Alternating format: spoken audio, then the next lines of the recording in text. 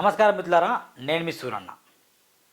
చాలామంది విజయ్ దేవరకొండ, రష్మిక ఇద్దరు నిజంగా డేటింగ్లో ఉన్నారా, ఇద్దరు పెళ్లి చేసుకుంటారా, లేకపోతే మళ్ళీ విజయ్ దేవరకొండతో జస్ట్ కేవలం ప్రేమ వరకు మాత్రమేనా, పెళ్లి పీటలు ఎక్కుతుందా లేదా అనే డౌట్స్ చాలామందికి ఉండే.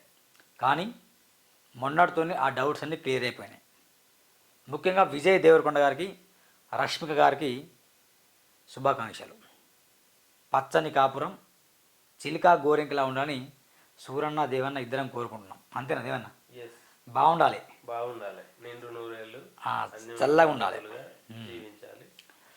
అయితే వాస్తవానికి విజయ్ దేవరకొండ పెళ్ళి అట్లా స్టార్ట్ అయిందో లేదో అట్లా కొందరు దుర్మార్గులు విమర్శ చేస్తారు. వాళ్ళు ఎప్పుడు విడిపోతారు, వాళ్ళ గ్రహాలు కలిసినాయా లేదా, వాళ్ళ తేదీలు కలిసినాయా లేదా, ఆమె క్యాస్ట్ ఏంది, దేవరకొండ క్యాస్ట్ ఏంది. అప్పుడు సమంత నాగ చైతన్య అప్పుడు కూడా ఆడోగడు వేదవా అట్లా వేణు కళ్యాణ్ వీళ్ళది ఇదేం సైకోయిజం ఏమో నాకు అర్థం కావట్లేదు. కానీ అయితే వాస్తవానికి బాగుండాలని కోరుకోవాలి ఎవరైనా, అది ధర్మం, మానవ నైజం.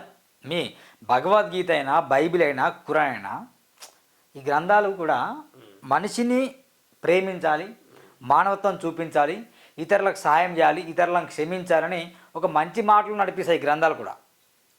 కానీ ఇక ఎట్లా చెప్తారో, ఏ చర్చి పాస్టర్ చెప్పడు, ఏ ముస్లిం ఇట్లా ఆయన చెప్పాడు, కానీ మన బాబాలు మాత్రం విపరీతంగా చెప్తాను. ఇది బాబాల మీద వ్యక్తిగత కోపం నాకేం లేదు.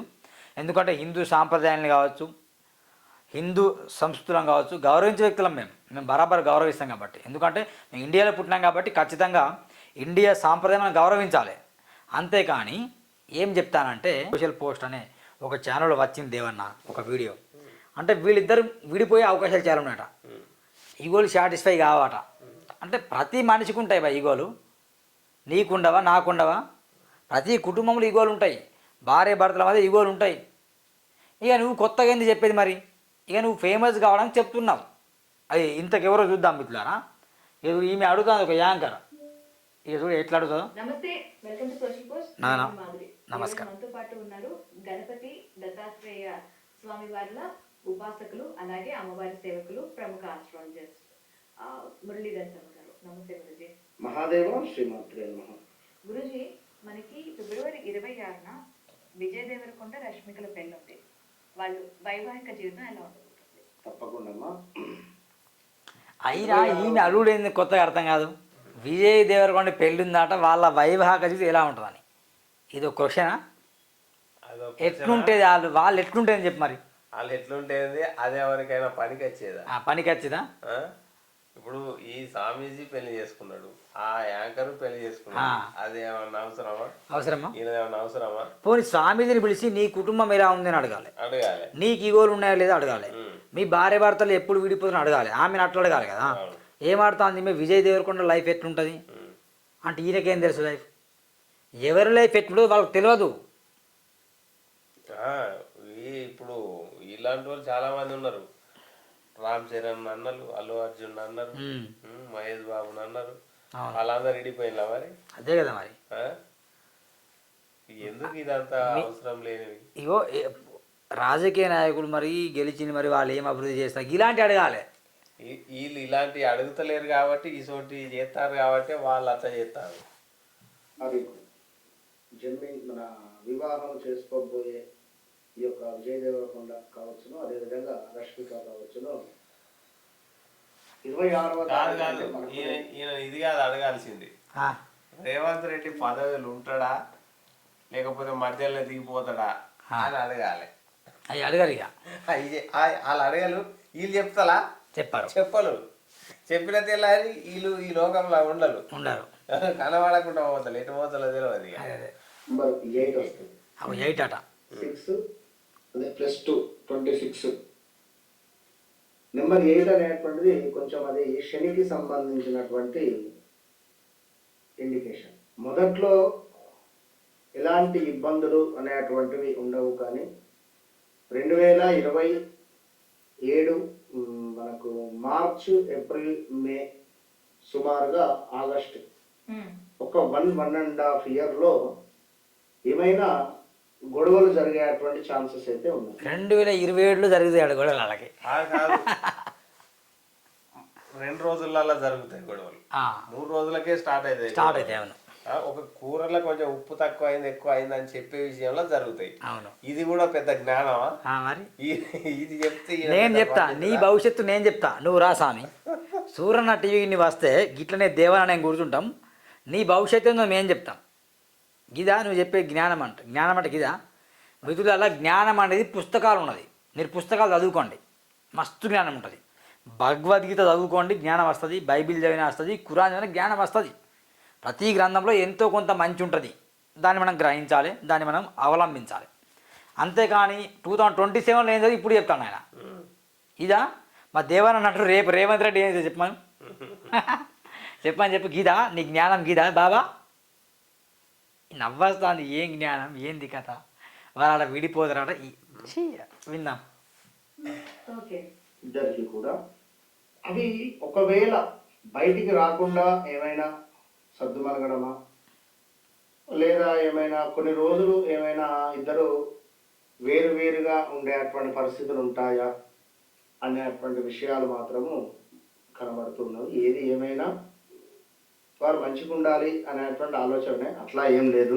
8 అనేటువంటిది వారికి మాత్రము వాళ్ళు మంచిగా ఉండాలనేది ఏమన్నా, మంచిగానే ఉంటారు. వాళ్ళు మెచ్యూరిటీకి వచ్చిన వ్యక్తులు అన్ని ఆలోచించుకొని పెళ్లి చేసుకున్నారు. నువ్వు దాంట్లో పుల్ అయ్యాకు కొంచెం అని ఇన్ఫినిటీ నెంబర్ 8. అవును. కానీ రష్మిక పేరు పైన కావచ్చును, విజయ్ దేవరకొండ పేరు పైన కావచ్చును, రాబోయే రోజులలో విజయ్ దేవరకొండకు ఏలినాటి శని ప్రారంభం కాబోతున్నది. అదేవిధంగా శని ప్రారంభం బాబా వాళ్ళు కొత్తగా పెళ్ళి చేసుకున్నాం, కొత్తగా బాగుండాలని చెప్పేసి చాలా టెంపుల్స్లో ఒక 20 పైగా టెంపుల్స్ వాళ్ళు వెళ్ళారు.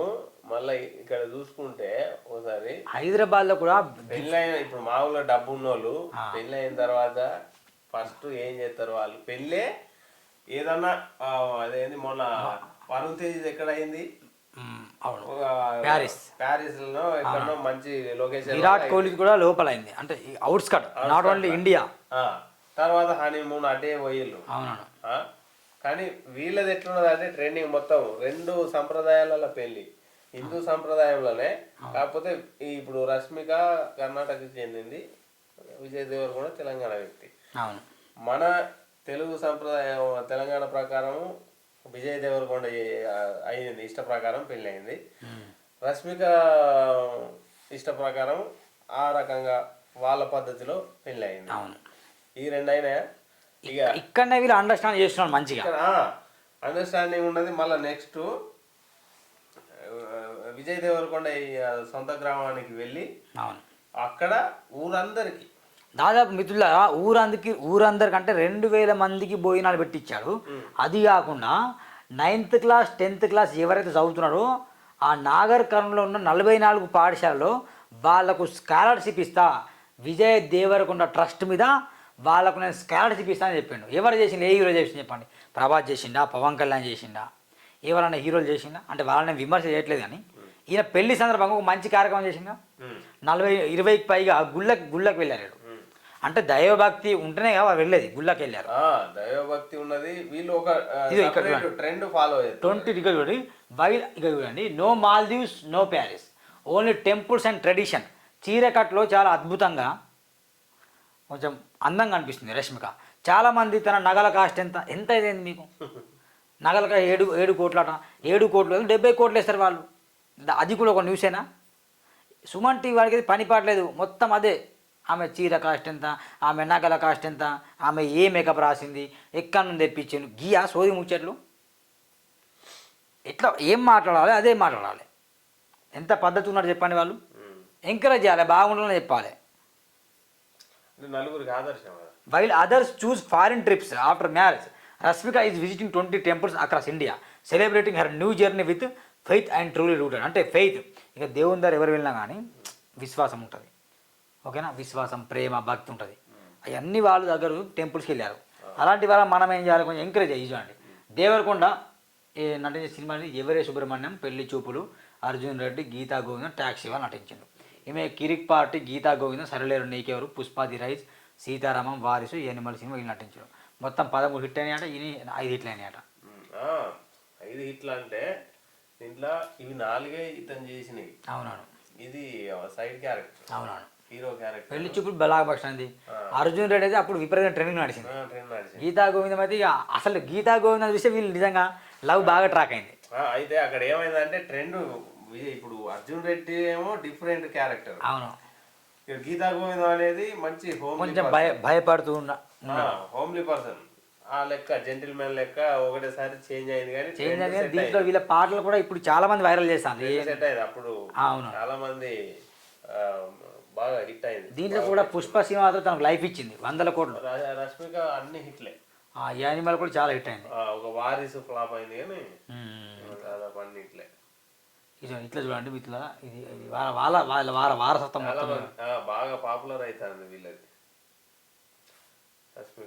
రష్మిక ఆస్తి 66 కోట్లు ఉంటుంది ఇట్లా.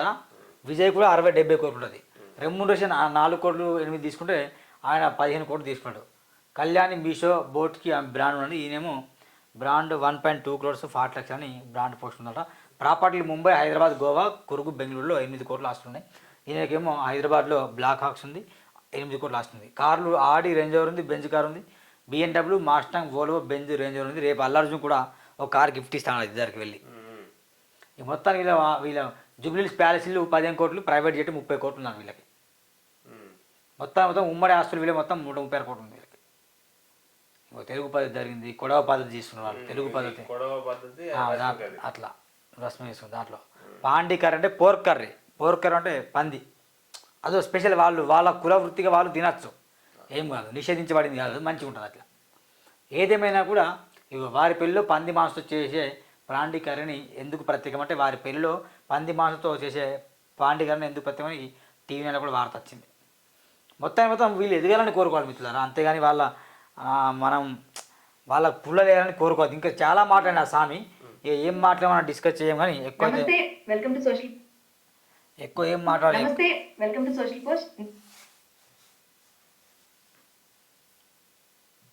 లేకుండా మనము జీవనం అనేటువంటి జరగాలి. ఎందుకంటే ఇద్దరికి ఒకేసారి ఏలినాటి శని అలాగే అష్టమ శని ప్రభావాలు కనిపిస్తున్నాయా? అది ఎట్లా అడుగుతుంది?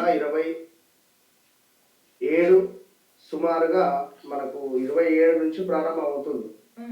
27 మార్చ్, ఏప్రిల్, మే నుంచి దాని ఎఫెక్ట్ అనేటువంటి ప్రారంభం అవుతుంది. సో ఈ యొక్క రష్మికకు కూడా ఫోన్ నెంబర్ పెట్టింది, ఫోన్ నెంబర్ కూడా పెట్టేదా సప్తమాతు శని. ఇప్పుడు శనైశ్వరుడు ఇప్పుడు ఏ విధంగానైతే వృషభానికి 12వ భాగంలో అంటే మేషములోకి శనైశ్వరుడు ఎంటర్ అయ్యే క్రమంలో తులారాశి వారికి 7వ స్థానం అవుతుంది. ఇక్కడ మళ్ళీ ఒక 1.5 2 సంవత్సరాలు ఉంటాడు. 2.5 సంవత్సరాలు శనైశ్వరుడు ఉంటాడు. కానీ మనకు సంవత్సరం మీద 8 నెలలు 2 సంవత్సరాలు మాత్రం రిజల్ట్ ఇస్తాడండి. దాని తర్వాత నెక్స్ట్ రాశి చక్రానికి సంబంధించి ఇచ్చేస్తాడు. కనుక ఈ 2027 మార్చి తర్వాత నుండి ఇద్దరికి ఎట్ అ టైం అతనికి ఏలినాడు శని ఎంటర్ అవ్వడము, ఈమెకు 7వ శని ఎంటర్ అవ్వడం. అతనికి ఏలినాడు శని ఎంటర్ అయ్యి ఒక 2 సంవత్సరాలు పూర్తయ్యేసరికి ఈమెకు 7వ శని ఎంటర్ అయ్యి ఒక 2 సంవత్సరాలు ముగుస్తుంది. అతనికి మనకు ఈ సందర్భంలో ఈ యొక్క రష్మిక ఏదైతే ఉంటుందో ఈ యొక్క హీరోయిన్ కు ఈ 2 సంవత్సరాలు ఫుల్ బిజీ ఉంటుంది. 2027 మార్చి, ఏప్రిల్ నుండి 28, 29 వరకు 2 సంవత్సరాలు కాదు, 20 సంవత్సరాలు వాళ్ళు బిజీ ఉంటారు. యాక్టర్స్ కదా, వాళ్ళు బిజీ ఉంటారు కదా. ఈయన కొత్త చెప్పేది ఏముంది అంటే వాళ్ళు విడిపోతే కనుక నీకు నువ్వు సెలబ్రేట్ అయినట్టే వాళ్ళు విడిపోతే. ఎందుకంటే ఆయన చెప్పి నిజమైనట్టు. కానీ అట్లా కోరుకోవద్దు ఎప్పుడైనా, కలిసి ఉండాలని కోరుకోవాలి. ఆ గ్రహాలు అంటే వాళ్ళ లాంగ్వేజ్ మాకు తెలియదు కాబట్టి మేము పంచలేట్లే. కానీ వాస్తవానికి ఆయన నంబర్ వేస్తే లైవ్లో కాల్ చేసేవాడిని. బాగుంటుంది నంబర్ వేస్తే. ఇంకా బాగుంటుండే. వాస్తవానికి వాళ్ళు బాగుండాలని కోరుకోవాలి తప్ప ఒకవేళ నిజంగా గ్రహాలు అడ్డొచ్చినా కూడా కొంచెం ఏం చెప్పాలంటే మనము అరే వాళ్ళు విడిపోరు, ఈగోని వాళ్ళు జయిస్తారు అనే రీతిగా మనం ఇంటర్వ్యూ ఇస్తే బాగుంటుంది. అంతేగాని వాళ్ళు విడిపోవాలనే కోరిక అయితే స్వామికైతే బలంగా ఉంది, ఎందుకు మనకు అర్థం కావట్లేదు. స్వామికైతే విపరీతంగా ఉంది. ఇదండి మిత్రులారా, ముఖ్యంగా మరి విజయ్ దేవరకొండ, రష్మిక, నాకు తెలిసైతే వాళ్ళు ప్రతి ఒక్కరికి ప్రాబ్లం ఉంటాయి, సర్దు మర్దుకొని ముందుకు వెళ్తారని ఒక ఆశ అయితే నాకు ఉంది. లెట్స్ చూద్దాం.